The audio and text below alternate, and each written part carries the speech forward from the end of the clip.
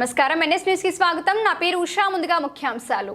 మహబూబ్ నగర్ జిల్లా ప్రధాన కార్యదర్శి స్వప్న కిషన్ రావు దేవరకద్ర నియోజకవర్గం కౌకుంట్ల మండల కేంద్రంలోని ఆయన నివాసంలో సోమవారం ఆయన జన్మదినం సందర్భంగా మీడియా ముందు మాట్లాడుతూ ప్రభుత్వ ఆదేశానుసారంగా పనిచేస్తున్నాం. దేవరకద్ర నియోజకవర్గం ఎమ్మెల్యే జి మధుసూదన్ రెడ్డి ఆదేశాలను తప్పకుండా అనుసరించి ముందుకు వెళ్తామని మీడియా ముందు తెలిపారు. మా పెద్దల నుంచి కాంగ్రెస్ కొరకే అహర్నిశలు పనిచేస్తున్నామని అన్నారు. స్థానిక ఎమ్మెల్యేకు మా కుటుంబం గురించి బాగా తెలుసునని మీడియా ముందు తెలిపారు. గత ప్రభుత్వం 10 సంవత్సరాలలో చేసిన అభివృద్ధి ఎంత అని ప్రజలు ఆలోచిస్తున్నారు. ఆదేశాలు ఏవైనా కూడా మేము సాధించాల్సిందే. పార్టీ ఏ సజెషన్ ఏ విధంగా చేయమన్నా మేమైతే దానికి కంటెస్ట్ చేయాల్సిందే. పార్టీ కోసం కష్టపడాల్సిందే. యాజ్ కూడా చేస్తున్నది కూడా అదే కదా. గత కొన్ని సంవత్సరాల నుంచి ఇప్పుడు ఫస్ట్ నేను యాక్టివ్ అయింది ఫస్ట్ స్వర్ణమ్మ ఎమ్మెల్యేగా కంటెస్ట్ చేసినప్పుడు. సెకండ్ టైం మళ్ళీ అప్పుడు కాంగ్రెస్ పార్టీ నుంచి 2 ఇండిపెండెంట్ ఒకరు నిలబడడం మాట్లాడడంతో అప్పుడు స్వర్ణమ్మ ఓడిపోవడం జరిగింది. దాని తర్వాత మళ్ళీ 2 టర్ములు పవన్ కుమార్ రెడ్డి గారు ఉన్నప్పుడు కూడా కాంగ్రెస్ పార్టీలో ఉన్నాం. ఓడిపోయినా కూడా టీఆర్ఎస్ గవర్నమెంట్ 10 సంవత్సరాలు ఉన్నప్పుడు కూడా కాంగ్రెస్ పార్టీలో ఉన్నాం. ఆ 10 సంవత్సరాల లోపల ఒక 5 సంవత్సరాలు సర్పంచ్గా కూడా ఉన్నాం. ఆ రోజు మాకున్న ఇబ్బందులు వచ్చినా కూడా పార్టీని వదిలిపెట్టుకోలేదు. సో పార్టీ ఆదేశిస్తే ఈరోజు డైనమిక్ లీడర్, యాజ్ ఎమ్మెల్యేగా ఉన్న వ్యక్తి డైనమిక్ లీడర్ ఆయనను మా వదులుకొని ఆయన చెప్పింది కాదని పోయేటంత ఇదైతే ఉండదు. ఆయన ఏం ఆదేశిస్తే ఏ పదవికైనా కష్టపడడానికి సిద్ధంగా ఉన్నాం. అపోజిషన్లో ఉన్నప్పుడే పార్టీ కోసం 5 years సర్పంచ్గా అవకాశం వచ్చింది. జనరల్ వచ్చినా కూడా దాన్ని మళ్ళీ మార్చి లేడీ చేయడము అట్లా ఏమో జరిగినా కూడా అయినా సరే అన్నట్టే పోటీకున్నాం. కాంగ్రెస్ పార్టీ ఏందో నిరూపించుకున్నాం. ఆ రోజు గతంలో జరిగిన మొన్న ఎమ్మెల్యే ఎలక్షన్స్ అప్పుడు కూడా నిరూపించుకున్నాం. గత 3 టర్మ్ నుంచి అయితే కాంగ్రెస్ పార్టీకి కౌకుంట్ల గ్రామం ఎన్నడూ కూడా మైనస్ రాలేదు. ఎంపీకి కానీ ఎమ్మెల్యేకి కానీ ఇప్పుడు కూడా మైనస్ రాలేదు. సో మేము పబ్లిక్లో ఉన్నాం కాబట్టి కదా. స్టిల్ ఇప్పుడు కూడా మేము పని చేయడానికి సిద్ధంగా ఉన్నాం, చేస్తున్నాం, జరుగుతున్నాం, చూస్తున్నాం. మీరు కూడా దేశంలో కానీ జరుగుతున్న యాక్టివిటీస్ కానీ ఇంకా ఊళ్ళో కూడా తెలుసుకోవచ్చు. గతంలో 5 ఏళ్ల క్రితం కాకుండా ఎలా ఉండే, ఈరోజు ఎలా ఉంది తెలుస్తుంది కదా. నేనేదో గొప్ప చెప్పుకోవడం సార్. మీ ప్రభుత్వం వచ్చిన తర్వాత రేషన్ కార్డులు ఇస్తానని చెప్పి ఎందుకు ఇవ్వాలంటారు? రేషన్ కార్డ్స్ ఆల్రెడీ రెడీ చేస్తున్నారు కదా. చిప్పుడు కాడికి ఉన్న ప్రభుత్వం లేదు. మొన్న రీసెంట్గా ఏదైతే కొన్ని విలేజెస్ మండల్లో ఒక విలేజ్ సెలెక్ట్ చేసుకున్నామో ఆ విలేజ్లలో ఇప్పుడు మొన్న రైతు బంధు అయితే ఆ విలేజ్లో ప్రతి ఒక్కరికి వేసినాం. ఇంత మ్యాండేటరీ అనకుండా, ఇన్ని ఎకరాలు అనకుండా అందరికీ తేయడం జరిగింది. సో అట్లానే ఒకటొకటి చేసుకున్నాం. రాష్ట్రంలో ఉన్న ఆర్థిక పరిస్థితి మీకు అందరికీ తెలుసు.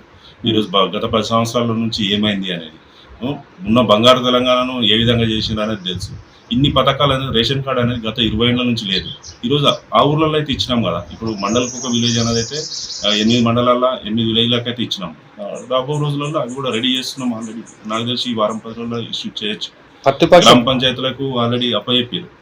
ప్రతిపక్ష పార్టీ వాళ్ళు రైతు బంధు వేయలేదు, 500 అని చెప్పి నిరూపిస్తా అని చెప్తున్నారు. మీ 500 ఇయ్యలేదా?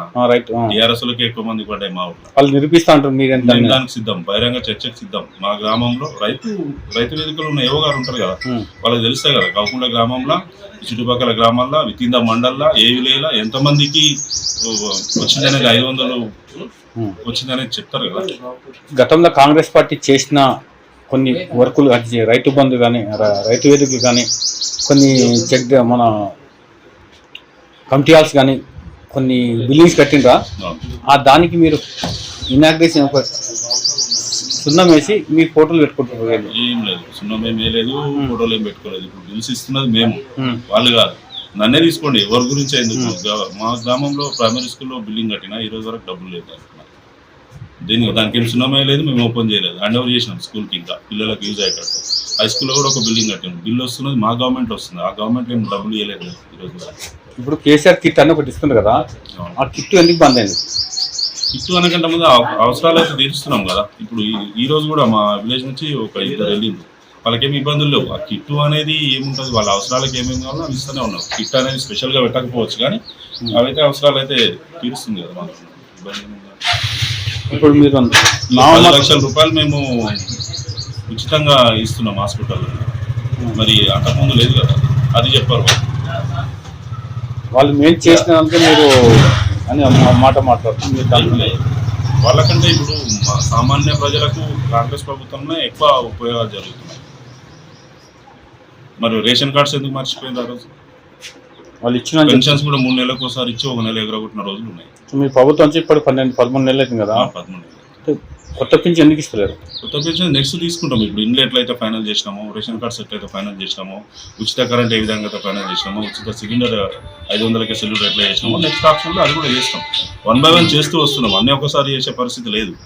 ఇప్పుడు sarpanch MPTC sarpanch election, ZPTC election ఉన్నాయి కాబట్టి హామీలు ఇస్తున్న వాళ్ళ పక్కల పార్టీ వాళ్ళ ఆరోపణ. అట్లానే ఏం లేదు. ఎలక్షన్స్ కోసం అని అనుకుంటే అప్పుడే ఇచ్చి అప్పుడే ఎలక్షన్స్ పెట్టుకోవచ్చు. కానీ అది కాదు కదా.